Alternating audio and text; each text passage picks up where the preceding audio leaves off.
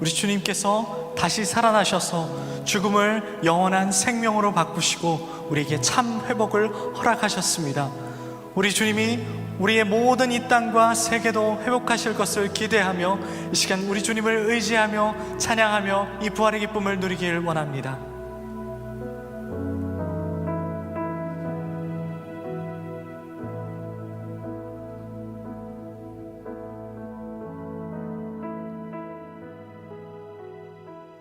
천사가 여자들에게 말하여 이르되 너희는 무서워하지 말라. 십자가에 못 박힌 예수를 너희가 찾는 줄을 내가 아노라. 그가 여기 계시지 않고 그가 말씀하시던 대로 살아나셨느니라.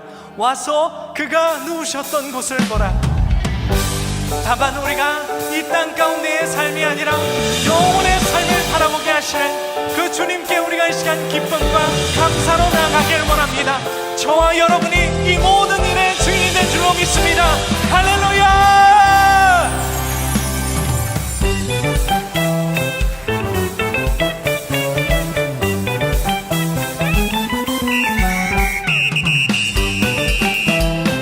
우리를 증인으로 부르신 그 주님을 찬양합니다. 나의 슬픔은 주가 기쁨으로 감화시키시네. 잠잠할 수 없네. 기뻐 춤추며 찬양해. 나의 슬픔은 주가 기쁨으로 감화시키시네. 잠잠할 수 없네. 기뻐 춤추며 찬양해.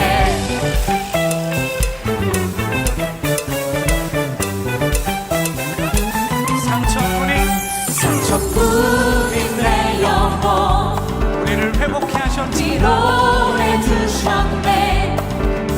고통 중에 있을 때 주님이 평안 주셨습니다. 평안 주셨네. 아멘. 주 사랑 어둠 이기를 나는 느끼네. 나는 느끼네. 주의 빛 비춰주시니 내 마음 내 마음 기뻐 주 찬양하네. 나의 슬픔은 주가 기쁨으로 감화시키시네. 잠잠할 수 없네. 기뻐 춤추며 찬양. 나의 슬픔을 나의 슬픔은 주가 기쁨으로 할렐루야! 감화시키시네. 잠잠할 수 없네. 우리가 나아가서 이 모든 일의 증인이 되길 원합니다. 상처뿐인 내 영혼 위로해 주셨네. 고통 중에 있을 때 주님 평안 주셨네. 주 사랑 어루이기를 나는 느끼네. 주의 빛 비춰주시니 내 마음 내 마음 주 찬양하네. 주 찬양하네. 나의 슬픔은 주가 기쁨으로 변화시키시네. 잠잠할 수 없네. 기뻐 춤추며 찬양. 참을 수 없습니다. 다시 한번. 나의 슬픔은 주가 기쁨으로 변화시키시네. 잠잠할 수 없네. 기뻐 춤추며 하늘 영광 버리고 이 땅 위에 하늘 영광 버리고 이 땅 위에 십자가를 지시고 죄 사했네. 무덤에서 일어나 하늘로 올리셨네. 주의 이름 높이 하늘 영광 버리고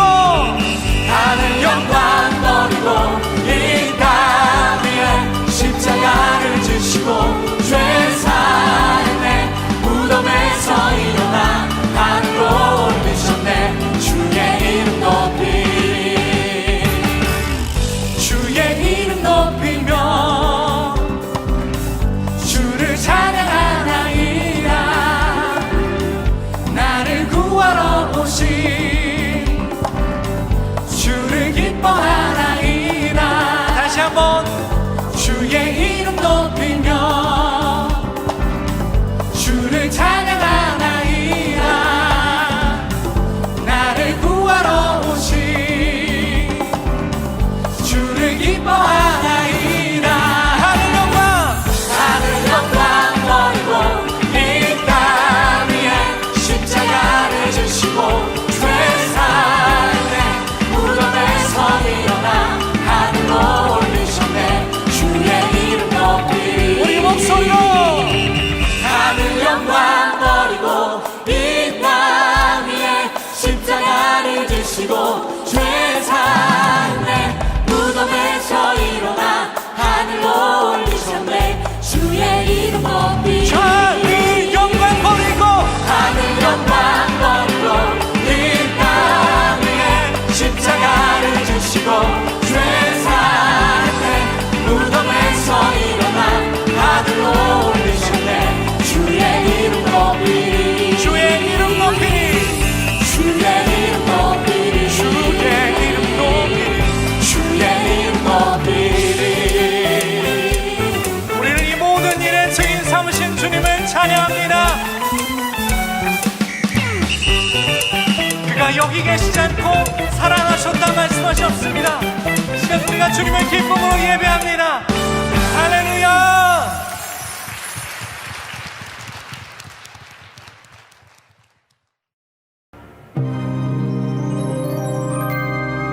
온 땅이 떨고 해는 저물어 갈 때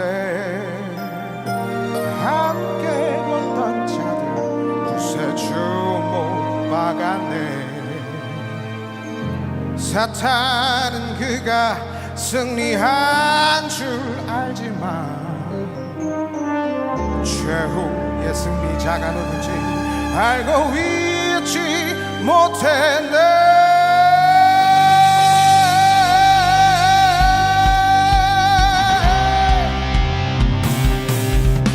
삼일째 되던 아침 그 말씀대로 죄와 사망 저주 끊고 예수 부활하셔서 새로운 시작 주셨네. 그의 나라 영원하리라. 할렐루야 할렐루야 할렐루야. 살아계신 주는 믿으시고 무덤에서 일어나 살아계신 주 영원히 계시네. 그는 알파와 오메가 처음과 낮은 죄악의 저주 끊고 완전한 자유 주셨네. 부활하신 어린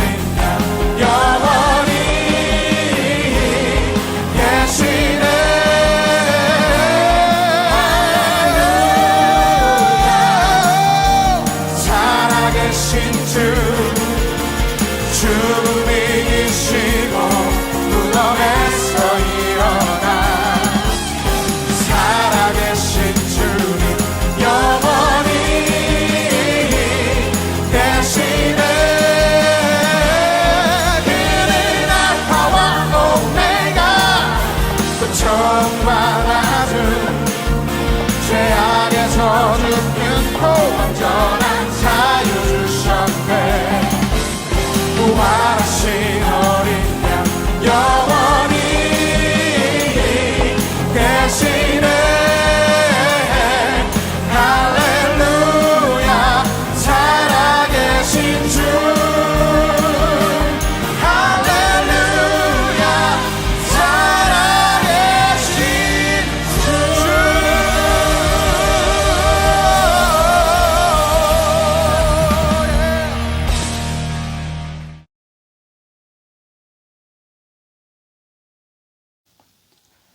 우리 함께 사도신경으로 우리의 신앙을 고백하겠습니다. 나는 전능하신 아버지 하나님, 천지의 창조주를 믿습니다. 나는 그의 유일하신 아들, 우리 주 예수 그리스도를 믿습니다. 그는 성령으로 잉태되어 동정녀 마리아에게서 나시고 본디오 빌라도에게 고난을 받아 십자가에 못 박혀 죽으시고 장사된 지 사흘 만에 죽은 자 가운데서 다시 살아나셨으며 하늘에 오르시어 전능하신 아버지 하나님 우편에 앉아 계시다가 거기로부터 살아있는 자와 죽은 자를 심판하러 오십니다. 나는 성령을 믿으며 거룩한 공교회와 성도의 교제와 죄를 용서받는 것과 몸의 부활과 영생을 믿습니다. 아멘.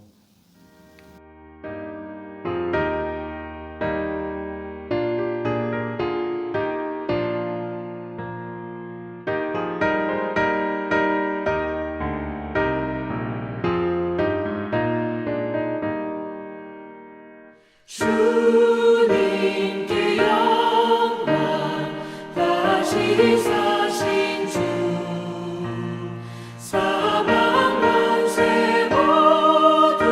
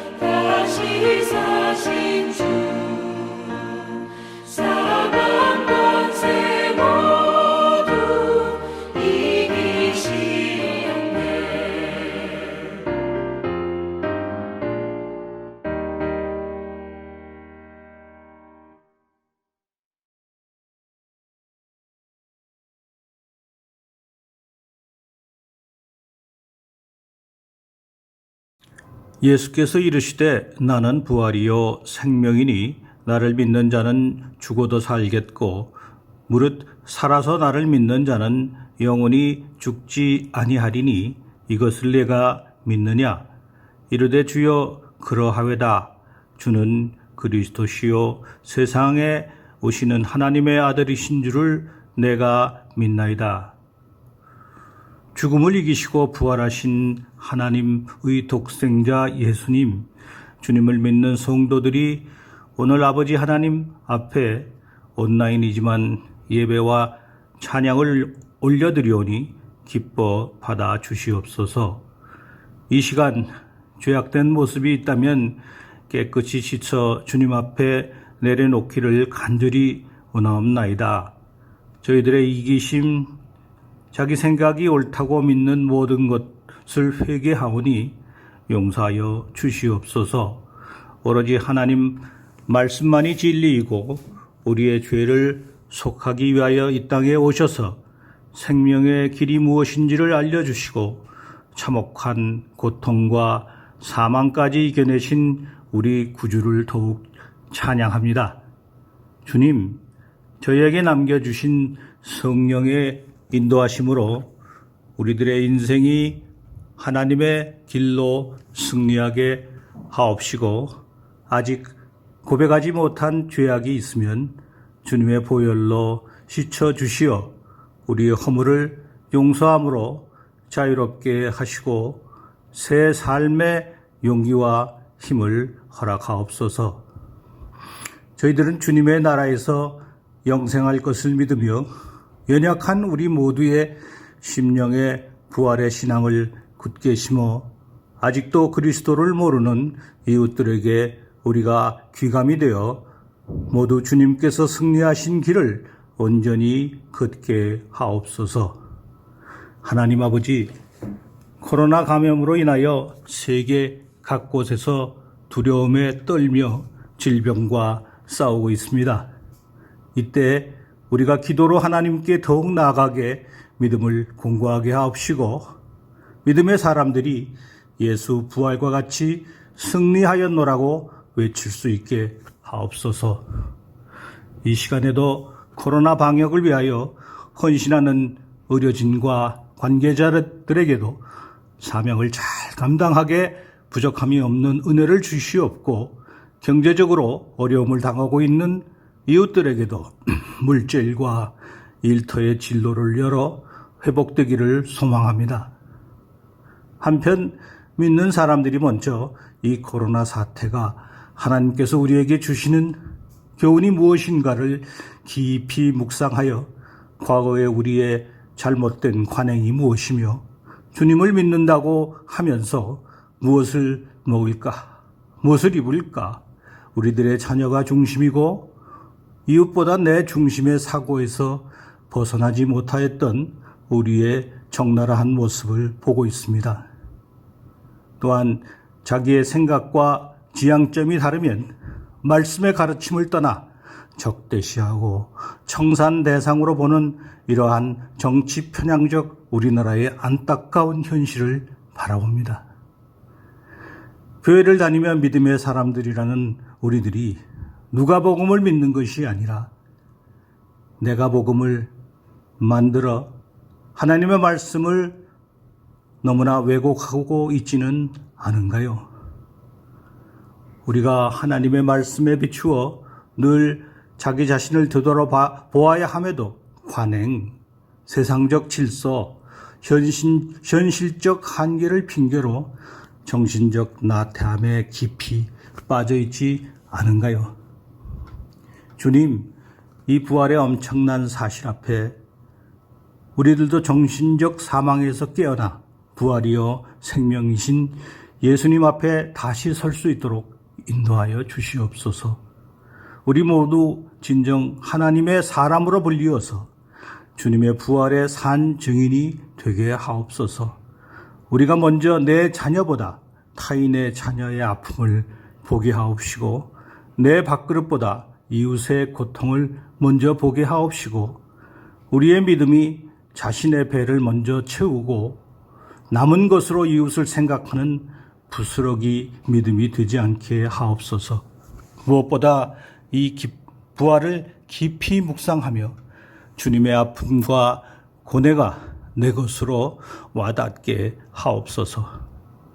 저희들은 타국에서, 그것도 아주 먼 인도에 와 있습니다.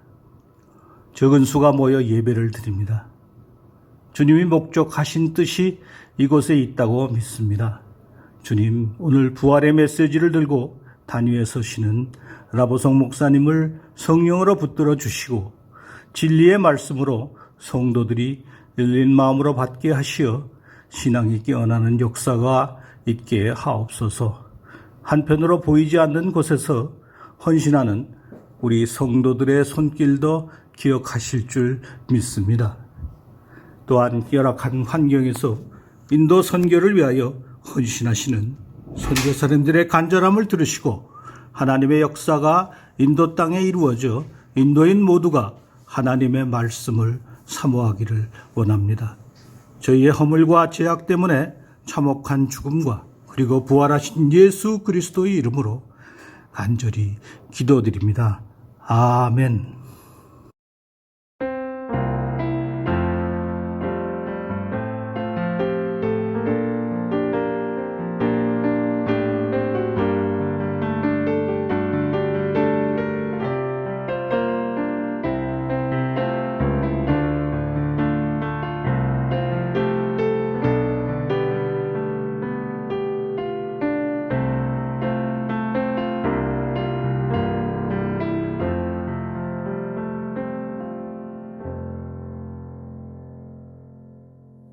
할렐루야. 이 부활의 아침 예배의 자리에 나오신 여러분들을 주의 이름으로 축복합니다.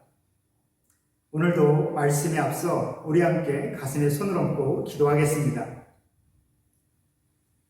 부활의 영광 가운데 우리를 하나님의 나라로 부르신 하나님 아버지, 이 아침 부활의 감격을 누리며 주님께서 베푸신 예배의 자리에 초대하여 주시니 감사합니다. 이 은혜의 자리에 있는 우리 모두 이 시간 하나님 나라의 기쁨을 풍성히 누리도록 마음과 생각과 뜻을 열어주시고 이 자리에 강권하여 임하여 주옵소서. 이 시간 말씀을 들을 때에 말씀을 전하는 자나 듣는 자 모두의 죄와 허물을 십자가의 은혜로 덮어주시고 오직 하나님의 말씀만 살아 역사하게 하여 주옵소서. 예수님의 이름으로 기도합니다. 아멘.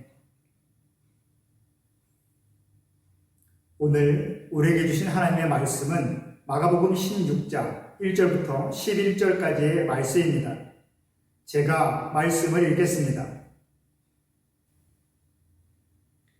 안식일이 지나며 막달라 마리아와 야고보의 어머니 마리아와 또 살로메가 가서 예수께 바르기 위하여 향품을 사다 두었다가 안식 후 첫날 매우 일찍이 해 돋을 때에 그 무덤으로 가며 서로 말하되 누가 우리를 위하여 무덤 문에서 돌을 굴려주리요 하더니 눈을 들어본즉 벌써 돌이 굴러져 있는데 그 돌이 심히 크더라. 무덤에 들어가서 흰옷을 입은 한 청년이 우편에 앉은 것을 보고 놀라매 청년이 이르되 놀라지 말라. 너희가 십자가에 못 박히신 나사렛 예수를 찾는구나. 그가 살아나셨고 여기 계시지 아니하니라. 보라, 그를 두었던 곳이니라.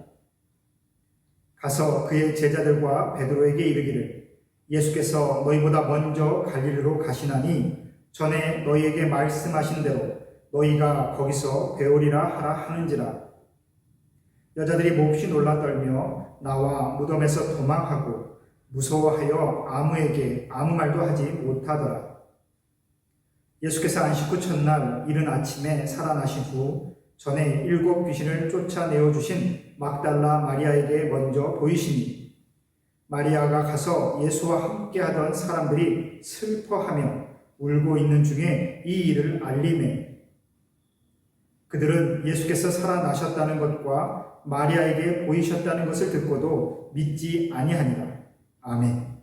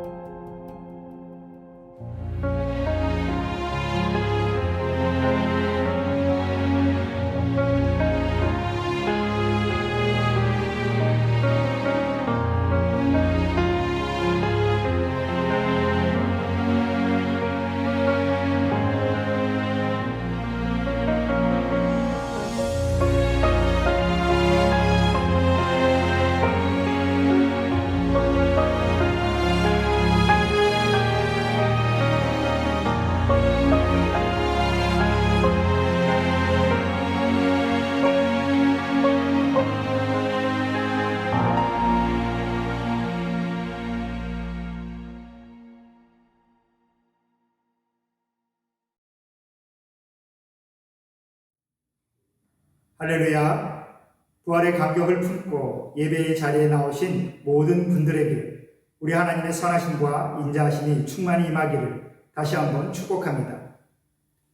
오늘 주신 이 부활주일의 말씀을 통해서 우리가 주목해야 되는 것은 예수님께서 제자들을 갈릴리로 다시 부르신다라는 것입니다. 그들이 예수님을 만나기 전에 과거의 삶의 자리였던 그 갈릴리에서 부활하신 예수님을 경험하고 새로운 삶을 살게 되는 이 시점에 그들에게 이 갈릴리가 어떠한 의미인지 오늘 말씀을 통해서 되새겨지기를 소망합니다. 예수님께서는 부활의 은혜를 그들에게 전하시고자 그들에게 새로운 삶의 목적을 품게 하여 주시고 이제 하나님 나라에서 시작되는 그 은혜의 삶을 시작하게 해 주시면서 그들을 다른 어느 곳도 아닌 제일 처음 예수님을 만나기 전에 살았던 갈릴리로 그들을 다시 부르십니다. 부활하신 예수님을 만나기 직전 바로 오늘 본문의 이 시점에 살고 있는 제자들은 사실 예수님을 만나 구원의 은혜를 경험한 사람으로서의 모습을 온전히 품지 못하고 있었습니다. 그들의 마음 가운데는 서로를 향한 경쟁심이 여전히 남아있었고 일상에서의 투쟁과 불안정함이 여전히 그들의 삶을 지배하고 있었지요. 그런데 이제 예수님께서 부활의 은혜를 확신으로 심어주시고자 그리고 또한 그들에게 새로운 삶의 목적을 심어주시고자 다시 갈릴리로 그들을 부르십니다. 여러분, 부활은 다시 처음부터 라는 의미를 품고 있습니다. 우리가 가진 두려움과 허물을 이겨내고 다시 처음 내 삶의 자리였던 예수님을 만나기 전 여전히 목적 없이 살고 있었던 그 삶의 자리인 갈릴리가 부활의 은혜를 경험한 우리가 살아내야 할 삶의 자리다라는 것입니다. 그래서 내 삶이 믿음 가운데 온전히 변화하기 전에 온전히 이해하지 못했던 주님의 말씀이 다시 새롭게 이해되기 시작하고 주님께서 살아내셨던 그 삶의 스토리가 그때는 이해되지 않았지만 이제는 새롭게 이해되면서 그 주님의 이야기가 바로 나의 삶의 스토리로 온전히 담아내어지는 것, 그것이 바로 부활 이후에 우리가 써내려가야 할 우리의 인생 스토리인 것입니다. 사랑하는 성도 여러분, 이 순간 저와 여러분의 삶이 그렇게 주님의 부활을 온전한 나의 삶의 이야기로 품어내고 있기를 소망합니다. 작년 한 해 온전히 만족스럽지 못한 삶을 사셨더라도 우리는 다시 한번 일어서야 되겠습니다. 부활이라는 그 헬라어 단어 아니스테미의 뜻은 다시 일어섬이라는 뜻입니다. 비록 지난 1년의 삶이 계속되는 넘어짐의 시간이었더라도 오늘 이 부활주일에 우리 주님은 우리에게 다시 일어서라 라고 말씀하고 계십니다. 무덤과 같은 삶이었다면 속히 나오라고, 어두운 터널과 같은 그 삶을 살고 있다면 그 터널에서 다시 일어서서 나오라고 이 부활주일 우리 주님은 우리를 부르고 계십니다. 부디 부활의 영이신 성령이 다시 우리를 일으키셔서 주님의 부활과 승리를 힘껏 삶으로 고백하게 되는 저와 여러분의 삶이 되기를 다시 한번 축복합니다. 그렇다면 우리 한번 생각해 보기를 원합니다. 부활 이후에 이야기가 시작되는 이 시점에 오늘 성경은 우리에게 어떠한 이야기를 전해 주어야 될 것일까요? 우리가 흔히 생각하는 어떠한 스토리의 전개를 한번 그려본다라면 십자가의 죽음, 부활하신 예수님, 그 다음의 내용은 어떠한 이야기가 기록되어야 되겠습니까? 물론 이 부활하신 예수님을 만나 감격을 누리고 완전히 새롭게 변화된 제자들의 승리의 이야기가 기록되어야 되지 않을까 싶습니다. 그런데 오늘 실제적인 성경의 이야기는 우리가 그렇게 흔히 예상할 수 있는 스토리와는 그 전개가 많이 틀립니다. 왜냐하면 우리 주님이 부활하신 이후 제자들을 온전히 만나지 못하는 이야기가 지금 시작되고 있기 때문에 그렇습니다. 왜 부활하신 주님이 제자들을 온전히 만나지 못했을까요? 바로 제자들이 주님의 부활하심을 도무지 믿지 못하고 있기 때문에 그렇습니다. 놀랍게도 마가복음의 마지막 단락은 주님의 부활을 믿지 못하는 사람들의 이야기가 구구절절히 기록되어 있습니다. 그래서 오늘 본문도 보시면 온통 믿는다, 믿지 못한다 라는 그 단어들이 반복되고 있는 것이지요. 주님은 기어코 그러한 제자들을 직접 찾아가셔서 그 믿음 없음을 꾸짖고 계십니다.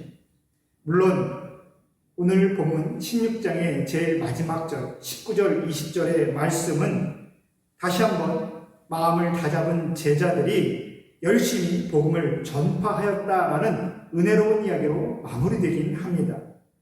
하지만 분명한 것은 제자들은 예수님의 부활하심을 온전히 믿지 못했습니다. 예수님께서 부활하신 그 뒤의 이야기를 다른 복음서에서도 한번 찾아보시기를 바랍니다. 우리가 주님의 부활을 의심한 제자의 대표격으로 생각하고 있는 그 도마 외에도 모든 제자들이 주님의 부활하심을 온전히 믿지 못했습니다. 모두 다 부활하신 주님을 눈으로 보고 나서야 믿었지 부활하셨다는 그 사실 자체를 전해 듣고는 온 도통 믿지 못했다라는 것이죠. 그래서 오늘 주님의 부활을 기념하며 이 예배의 자리에 모인 저와 여러분의 믿음이 참 놀랍고 신기한 것입니다. 사실 제자들이 믿지 못한 데는 나름의 이유가 여러 가지 있었습니다.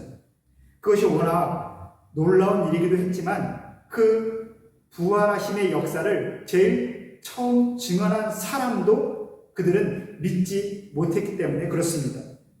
여러분, 부활하신 주님이 제일 만나주신 사람이 누구일까요? 오늘 9절 말씀 보시면 예수님께서는 살아나셔서 막달라 마리아에게 먼저 보이셨다라고 기록하고 있습니다. 그 먼저라는 단어, 프로토는 가장 먼저, first의 의미를 담고 있는 단어이지요. 부활하신 예수님은 많은 제자들 가운데서 유독 이 막달라 마리아에게 가장 먼저 나타나셨습니다.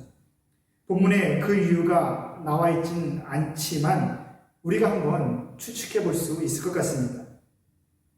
사실 주님이 막달라 마리아에게 먼저 보이셨다라는 것은 정말 우리에게 중요한 의미를 하나 던져주고 있습니다. 이제 주님의 부활에 대한 증언이 이 인류의 역사가 계속되는 가운데 막달라 마리아의 증언에서부터 그 모든 증거가 시작되고 있다라는 것입니다. 이 당시를 생각해 보시면 여자들이 어떠한 사건에 있어서 공회나 일상적인 재판장 안에서도 증인으로서의 자격을 얻지 못하는 시대였습니다. 어떠한 재판에서도 증인이 여성 한 명이라면 증거 불충분으로 그 재판은 이루어질 수 없는 시대였다라는 것이죠. 그런데 주님은 그녀를 첫 증인으로 삼으셨습니다. 그리고 이 막달라 마리아의 증언을 통해서 모든 인류에게 부활에 대한 증언이 시작되게 만드셨다라는 겁니다. 사실 당시의 상황으로는 조금 우리가 상식적으로 받아들일 수 없는 것이죠. 그리고 막달라 마리아는 오늘 본문에 어떠한 사람이라고 기록되어 있을까요? 9절이 소개하는 것처럼 그녀는 본래 7 귀신이 들려 고통당하는 여인이었다가 주님을 만나 치유를 받고 주님의 신실한 여제자가 된 사람이었습니다. 오늘 이 본문이 주님의 십자가와 부활을 다룬 모든 스토리 가운데 막달라 마리아의 그 배경, 그 정체성에 대해서 설명해주는 유일한 본문이라는 것을 우리가 생각할 때에 당시의 사람들도 이 막달라 마리아에 대해서 이러한 이미지를 갖고 있었을 것입니다. 7 귀신 들렸던 여자. 그런데 오늘 이 부활의 증언은 막달라 마리아에서부터 시작되고 있습니다. 예수님의 부활을 믿지 않는 사람들, 또 믿지 않으려는 사람들 입장에서는 우리 주님의 부활이 거짓이라고 그렇게 이야기하기에 아주 손쉬운 핑곗거리를 지금 제공하고 있는 것이죠. 부활하신 주님을 제일 먼저 보았다라는 사람이 하필이면 7 귀신 들렸던 여자, 그것도 당시 어떠한 증인으로서의 자격도 얻지 못하는 그저 한 여성이라는 이 사실, 이것이 오늘 우리에게 또 하나의 의미를 던져주고 있습니다. 사실 막달라 마리아는 역사적으로 수많은 오해와 편견에 시달리고 있는 여성입니다. 여러분, 막달라 마리아의 직업에 대해서 어떻게 생각하고 계십니까? 많은 사람들이 막달라 마리아를 창녀라고 그렇게 생각하고 있습니다. 하지만 중요한 것은 성경 어디에도 그녀가 창녀였다라는 기록은 전혀 없습니다. 사실 전적으로 잘못된 추론과 억측의 결과일 뿐이죠. 그럼에도 불구하고 많은 분들이 막달라 마리아를 창녀 정도라고 생각하고 있고, 그 이후에 초대교회 중세시대를 지나며 막달라 마리아를 묘사하는 모든 그림이나 또 모든 스토리는 그녀를 그러한 이미지로 표현하고 있습니다. 한번 생각해 보시겠습니까? 막달라 마리아가 정말로 창녀였고 7 귀신에 들려서 사람들로부터 조롱당하고 외면당했던 사람이라면 당시에 다른 사람들이 그 막달라 마리아와 어울렸겠습니까? 여성 제자에 대한, 또 믿음을 가진 여성에 대한 그 증언이 얼마나 많은 오해와 편견으로 점철되어 있는가 우리에게 전해주는 대목입니다. 그런데 부활하신 주님은 굳이 그런 막달라 마리아에게 가장 먼저 보이셨습니다. 빈 무덤도 마찬가지죠. 우리가 함께 오늘 말씀에 있는 것처럼 빈 무덤과 천사를 본 것도 다름 아닌 막달라 마리아와 다른 2명의 여인이었습니다. 이제 빈 무덤이라고 하는 이 중요한 사건, 무덤이 비어 있었다라는 이 중요한 증언의 전함에 있어서도 이 3명의 여인의 신뢰성이, 이 증언의 신뢰가 달려 있는 것입니다. 만약 당시 사람들이 믿지 않으려고 들면 얼마든지 믿지 않을 수 있는 그러한 세상적인 이유가 이제 생긴 것이죠. 그렇다면 왜 주님의 부활은 그들을 통해서 증언될 수밖에 없는 것일까요? 사실 이 문제는 우리가 깊이 생각해 볼 필요는 없는 것입니다. 왜냐하면 여인들이 부활의 첫 증인이 된 것은 어떠한 주님의 원대한 뜻과 계획이 있어서가 아니라 아주 단순히 그녀들이 가진 주님을 향한 사랑 때문이었다라는 것입니다. 주님을 사랑하고 안타까워하는 그들의 순수한 마음의 그 결과가 부활하신 주님을 가장 먼저 보게 되는 은혜로 보답되게 되는 것입니다. 아마 누가 먼저 갔든 빈 무덤을 보고 부활하신 예수님을 분명히 만났을 것이죠. 그런데 그녀들은 다른 누구보다도 주님을 더 사랑하고 주님의 그 죽음이 안타까웠기 때문에 그 마음을, 그 동기를 품고 행한 그 행동의 결과로 주님의 부활을 제일 먼저 보는 은혜를 누리게 된 것입니다. 그녀들은 안식 후 첫날 매우 일찍이 해가 돋기 시작할 때 이미 주님의 무덤에 찾아갔습니다. 그리고 또한 자신들의 힘으로 그 무덤을 막고 있는 큰 돌을 도저히 옮길 수 없다는 것도 알고 있었습니다. 그래서 그들은 가면서 걱정하고 있죠.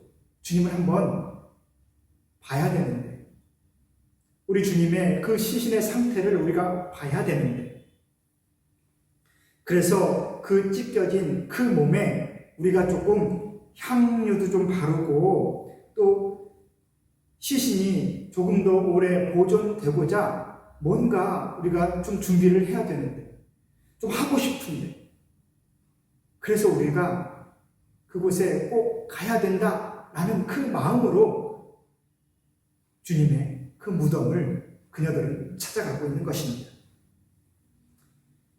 사실 뭔가 계산하고 합리적인 상황에 대해 판단했다라면 그러한 행동은 할 수 없겠지요.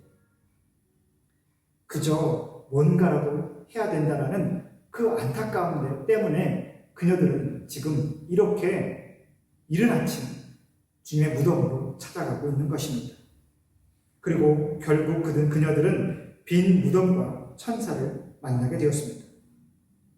특별히 막달라 마리아는 다른 여인들보다 더 그 자리를 떠날 수 없었습니다. 끝까지 남아 그 자리에서 울고 있었죠.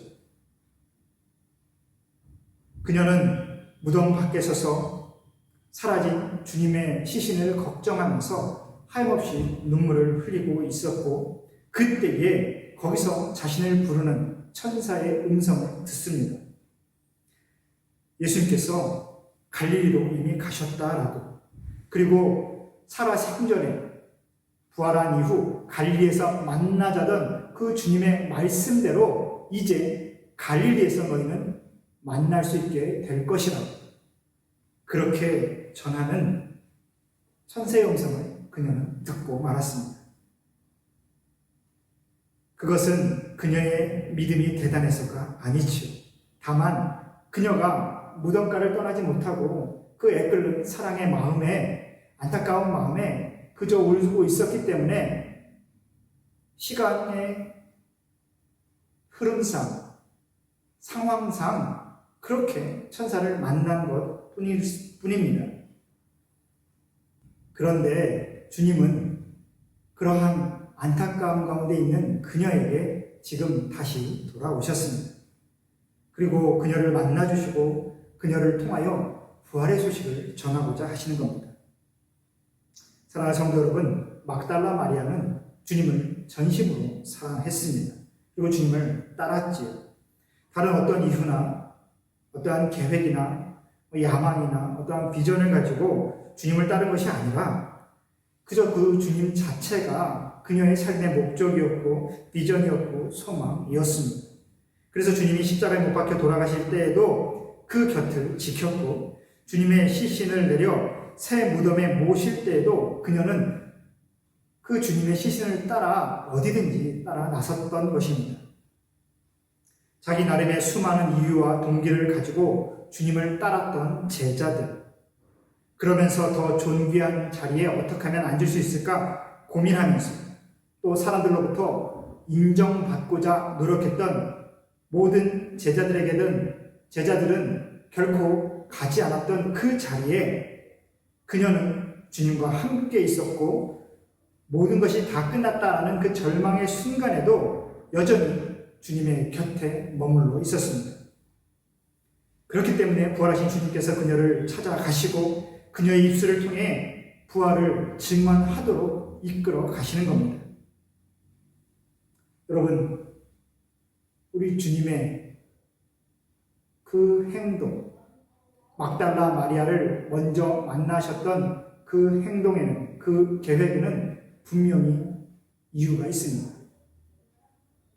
여러분, 사랑하는 사람을, 또 나를 사랑하며 전심으로 사모하여 바라보는 사람을 어떻게 외면할 수 있겠습니까? 그녀에겐 주님 외에 다른 목적이 분명히 없었습니다. 주님이 살아계실 때 주님의 발에 모든 향유를 부었던 그 여인도 주님 자체가 목적이었지 어떠한 영광이 목적이 아니었습니다. 그래서 주님의 발에 향유를 붓는 그 순간에 모든 이들이 그것이 낭비하는 것이라고, 다 소중한 것을 땅에 쏟아버리는 아주 의미 없는 허비라고 그렇게 비판하고 평가하는 사람들에게조차 그 여인은 휘둘리지 않고 온전히 주님만을 바라보고 자신의 소중한 것을 주님 앞에 다 쏟아 놓았습니다. 사랑은 낭비와 허비를 기쁨으로 여기게 만듭니다. 그리고 마지막까지 함께 할 수 있는 것이 바로 사랑의 특권인 것이죠. 여러분, 이 부활의 아침에 정말 우리가 주님을 온전히 사랑하고 있는지 한번 생각해 보기를 원합니다. 주님으로 인하여 주님을 사랑하고 있어서 우리가 정말 행복해하고 있습니까? 예수께서 나를 알고 계시고 나를 지극히 사랑하시며 나를 기뻐하신다는 그 사실이 나의 가장 큰 기쁨인지 한번 새겨보기를 원합니다. 주님을 위한 그 계산되지 않는 그 낭비와 허비가 나에게 있을까요? 혹시 우리는 그저 주님이 필요할 뿐 주님을 사랑하는 삶과 이미 멀어져 있고 그래서 주님을 누리지 못하는 것은 아닌가 생각해 봐야 합니다. 주님을 누리는 것보다 뭔가 더 중요한 일, 더 의미 있는 일을 내가 찾고 있고 그래서 더 분주하게 지금 삶을 살면서 정작 주님과는 멀어지고 있는 것은 아닌지 우리는 이 시간 되짚어 봐야 합니다.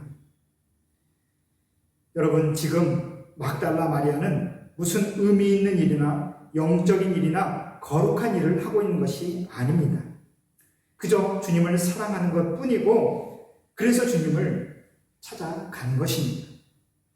어째서 주님 제자들은 주님의 무덤가에 나타나지 않았을까요? 아마 주님이 이미 돌아가셨으니 우리 주님이 이미 시체로 무덤에 누워 계시니 이젠 우리 주님의 그 존재 자체가 나에게 별로 큰 의미가 없다라고 그들은 판단했을지 모릅니다. 그래서 부활하신 주님을 온전히 누리지 못하는 것이죠. 여러분, 오래전 조성모라는 가수가 불렀었고 하덕규 시인이 쓴 가시나무라는 시 알고 계십니까? 제가 그 시를 한번 읽어드리겠습니다. 내 속엔 내가 너무도 많아 당신의 쉴 곳 없네. 내 속엔 헛된 바람들로 당신의 편할 곳 없네. 내 속엔 내가 어쩔 수 없는 어둠 당신의 쉴 자리를 뺏고 내 속엔 내가 이길 수 없는 슬픔 무성한 가시나무 숲 같네. 이 가시나무 숲이 저와 여러분의 마음은 아닌지 그걸 우리는 신앙이라고 부르고 있는 것은 아닌지 그래서 주님을 온전히 경험하기 어렵고 누리기 어려운 것은 아닌지 이 부활의 아침에 다시 한번 생각해 봐야 합니다. 그가 사모하는 영혼에게 만족을 주시며 줄인 영혼에게 좋은 것으로 채워주심이로다 라고 시편 시인은 노래했습니다. 그렇습니다. 주님은 사모하고 줄인 영혼을 좋은 것으로 채워 만족해 하여 주십니다. 주님을 사모하는 마음, 주님과의 사귐 그 자체를 기뻐하는 마음보다 더 귀한 신앙은 없습니다. 사랑하는 우리 성도 여러분, 주님을 사랑하는 그 마음이 이 시간 다시 일어서기를, 다시 부활하기를 축복합니다. 그래서 그저 주님을 원하고 기뻐하는 저와 여러분이 되기를, 그래서 다른 무언가로부터가 아니라 주님 자체를 만나고 누리며 만족할 수 있게 되기를 주의 이름으로 축복합니다. 지금까지 말씀드린 것처럼 그러한 배경을 가진 막달라 마리아로부터 전해지는 이 부활의 증언은 제자들에게 아무런 신뢰를 주지 못합니다. 그리고 제자들도 믿지 않고 믿으려 하지도 않고 있지요. 본문에는 막달라 마리아 이후에도 다른 두 남자 제자들이 부활하신 주님을 만났다라고 증언하는 그 기록이 있습니다. 이번에도 주님이 실망한 그 제자들을 만나 주셨고 그 둘을 통하여 다른 제자들에게도 부활의 그 증거가 전해지고 있지만 여전히 제자들은 믿지 못하지요. 그래서 결국은 주님이 그런 제자들을 직접 찾아가십니다. 오늘 본문 다음에 14절을 보시면 이렇게 기록되어 있습니다. 우리 14절 말씀 함께 읽겠습니다. 그 후에 11제자가 음식 먹을 때에 예수께서 그들에게 나타나사 그들의 믿음 없는 것과 마음이 완악한 것을 꾸짖으시니 이는 자기가 살아난 것을 본 자들의 말을 믿지 아니함일러라. 아멘. 부활하신 주님이 친히 제자들을 찾아가셔서 그들의 믿음 없는 것을 책망하시고 꾸짖고 계시는 어떻게 보면 좀 민망한 장면이 기록되어 있습니다. 그런데 주님이 책망하시는 그 포인트를 한번 짚어보십시오. 주님은 제자들이 무엇을 꾸짖고 계실까요? 네, 믿음 없는 것과 믿음이 완악한 것, 이 두 가지를 꾸짖고 계십니다. 단순히 믿음이 없는 것이 아니라 완악한 것도 분명히 주님은 주목하고 계신다라는 것이죠. 완악하다라는 표현은 우리가 성경에서 익숙히 볼 수 있는 단어입니다. 지금 제자들의 상태가 어떠한 것인지, 왜 주님이 제자들을 책망하셔야 하는지를 지금 이 구절을 통해서 우리는 이해할 수 있습니다. 그들은 단지 믿음이 부족한 것이 아니라 완악했습니다.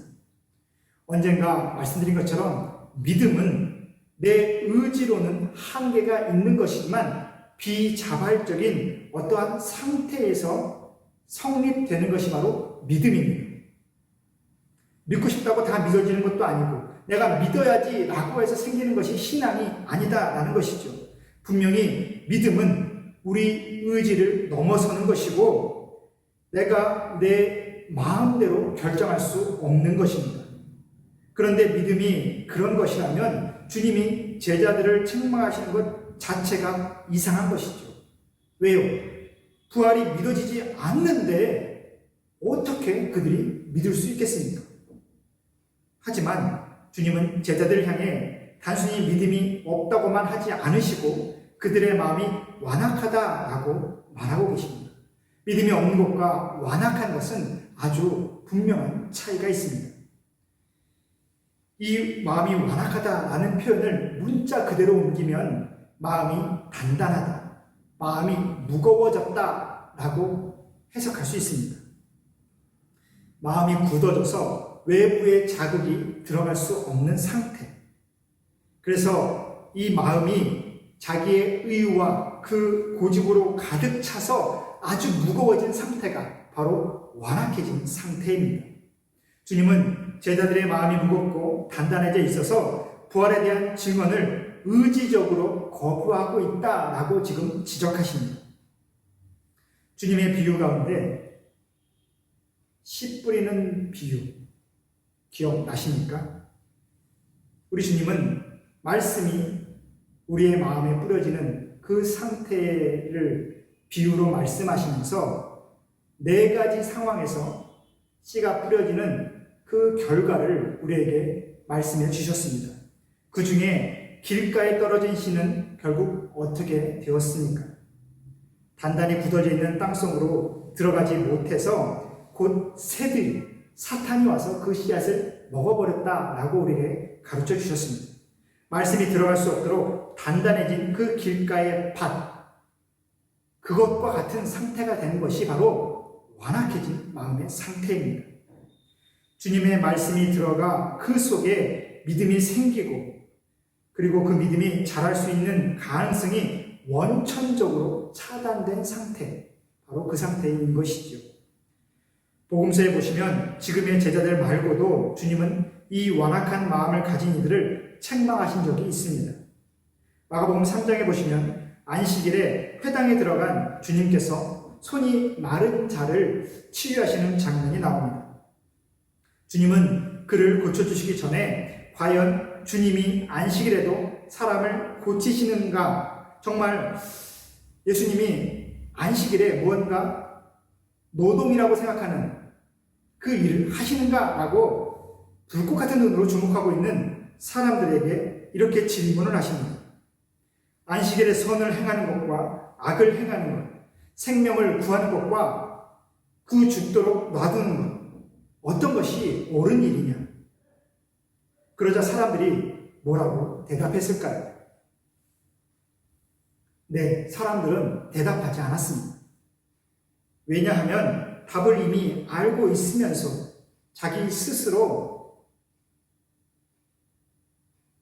올무에 갇힐까봐, 자기 스스로의 잘못을 인정하게 될까봐 그들은 예수님의 질문에 대답하지 않았습니다.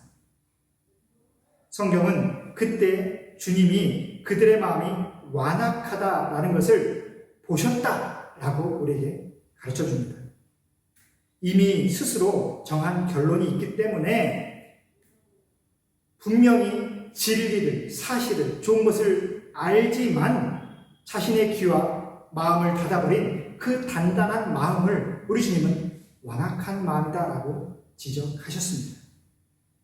주님은 부활에 대해서도 우리 주님께서 고난받아 죽으시고 사흘 만에 부활하신 것에 대해서 이미 우리 제자들에게 여러 번 말씀하셨습니다.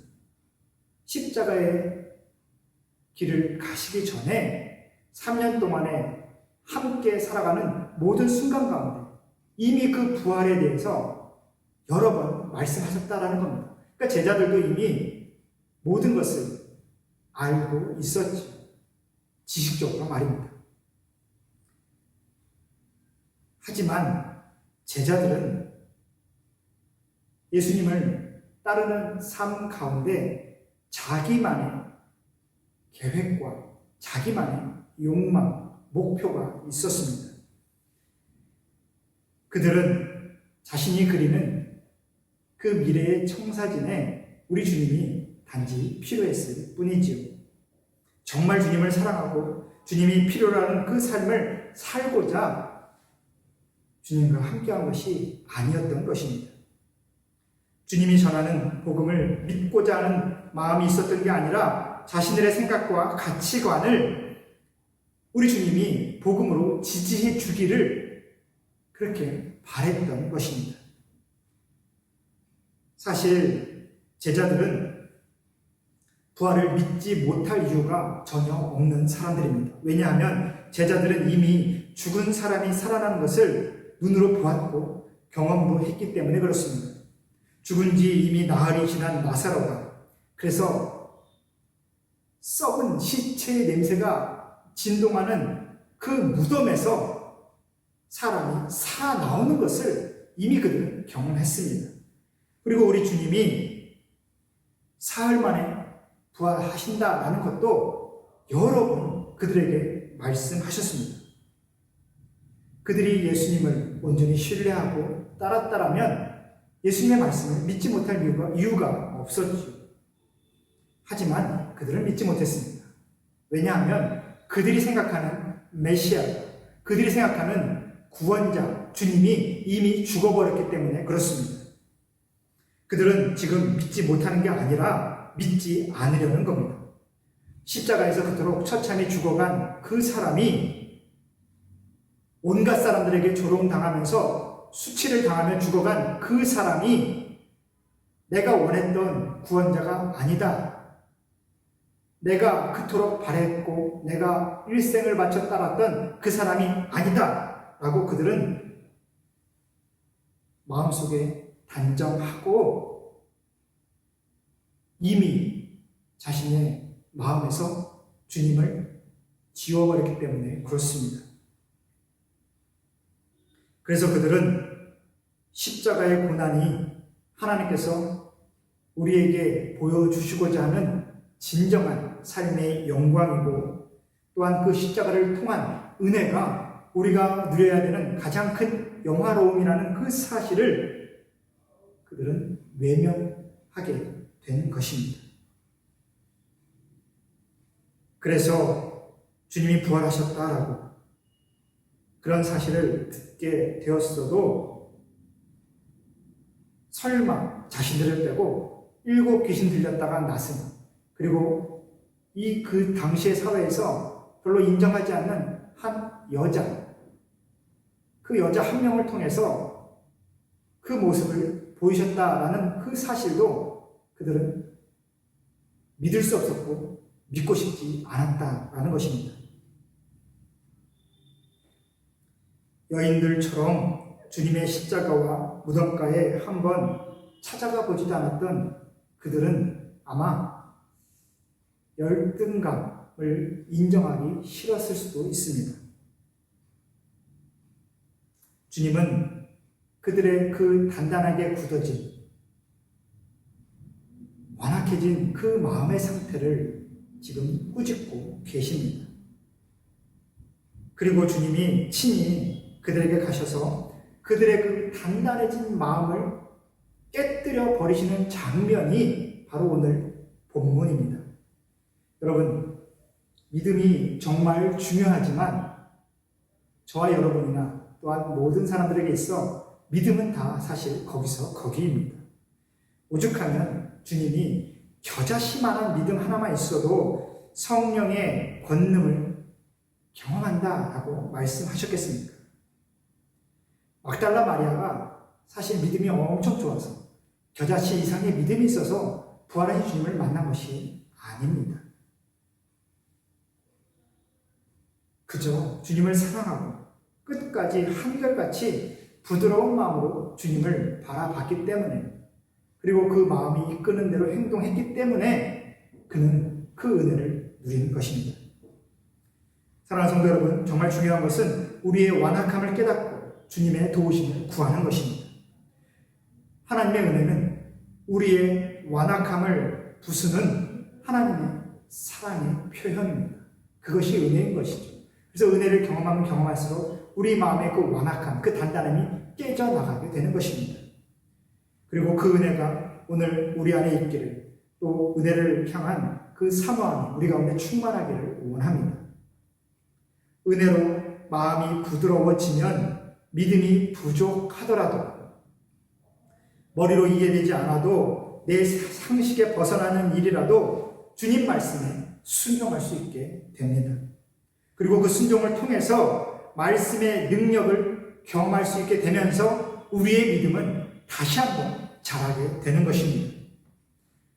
순종은 믿음의 열매라고 말하지만 반대로 믿음도 순종의 열매인 것입니다. 다 믿어서 순종하는 게 아니다라는 것이죠. 오히려 순종하면서 온전한 믿음에 이르는 경우가 훨씬 많습니다. 내 믿음 없음에도 불구하고 이러한 내 자신을 부인하고 하나님의 말씀에 나를 온전히 맡길 때에 우리는 성령의 역사를 경험하게 됩니다. 내 믿음이 부족하지만 그래도 이 복음을 전하라라고 말씀하시니 내가 전해봅니다. 내가 할 수 있는 형편이 되지 않고 하기 싫지만 선한 것을 행하라, 내 이웃을 도우라 라고 말씀하셨으니 내가 한번 돕겠습니다. 내가 낭비하는 것 같고 허비하는 것 같지만, 손해보는 것 같지만 그래도 하라고 하시니 내가 행동해 봅니다. 그랬을 때에 우리는 그곳에서 은혜를 경험하며 우리의 마음이 부드러워지고 주님의 말씀이 새롭게 깨달아지는 그 은혜를 누리게 되는 것입니다. 충분히 감동이 오지 않고 마음이 100% 공감이 되지 않아도 힘껏 순종의 자리로 나아가려고 할 때에 거기서 비로소 감동과 이해가 시작되는 것이지요. 그것이 바로 예수를 믿는 믿음의 길인 것입니다. 사랑하는 성도 여러분, 그 믿음의 길을 함께 걸어가기를 축복합니다. 주님의 말씀 앞에 완악해지지 말고 주님의 은혜를 사모하면서 주님의 말씀이 우리 안에 깊이 들어오셔서 우리를 마음껏 변화시킬 수 있도록, 그래서 우리의 마음이 부드러워질 수 있도록 하나님의 은혜를 날마다 경험하기를 소망합니다.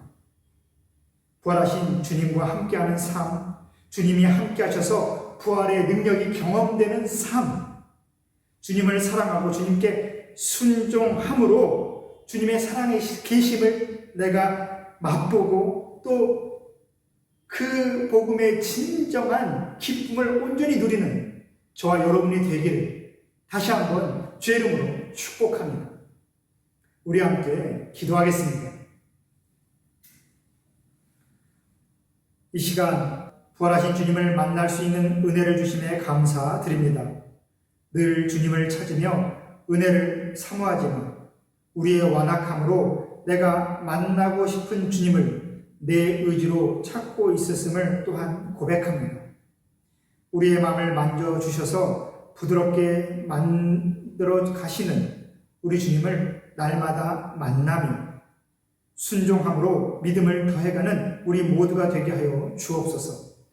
내가 가진 신앙의 틀에 갇혀 새로운 은혜를 누리지 못하는 이들을 주님 이 시간 궁일이 여겨주시고 우리 모든 성도들의 영이 말씀으로 새롭게 되도록 인도하여 주옵소서. 오늘 부활주의를 맞아 되새기는 그 주님의 십자가의 은혜와 감격이 온 누리에 풍성히 전해지기를 다시 한번 간절히 소망하며 예수님의 이름으로 기도합니다. 아멘.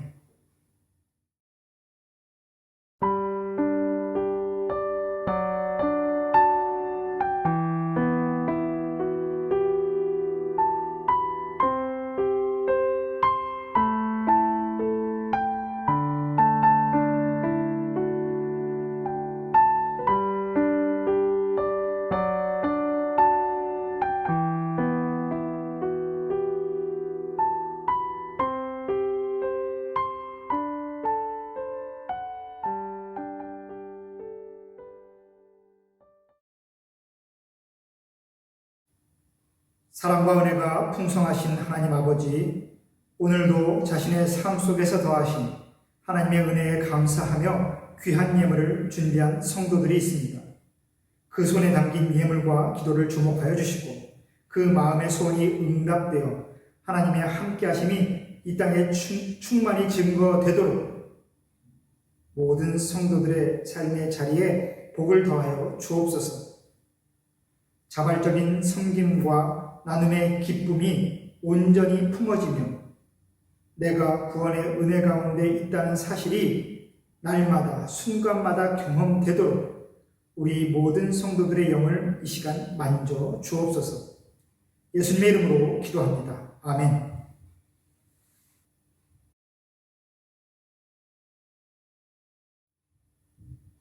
이제는 우리 주 예수 그리스도의 은혜와 하나님 아버지의 다함없는 사랑과 성령 하나님의 감동, 감화, 교통하심의 역사가 이 부활의 아침에 나의 영을 만지셔서 날마다 새로운 은혜의 자리로 부르시는 하나님을 만나고자 결단하는 이 자리의 모든 성도들 위해 하나님의 긍휼하심이 아니면 단 한순간도 온전히 살아갈 수 없는 이 땅의 모든 영혼들과 그들을 섬기는 주의 종들 위해 지금부터 영원히 함께 하시기를 간절히 축원하옵나이다. 아멘.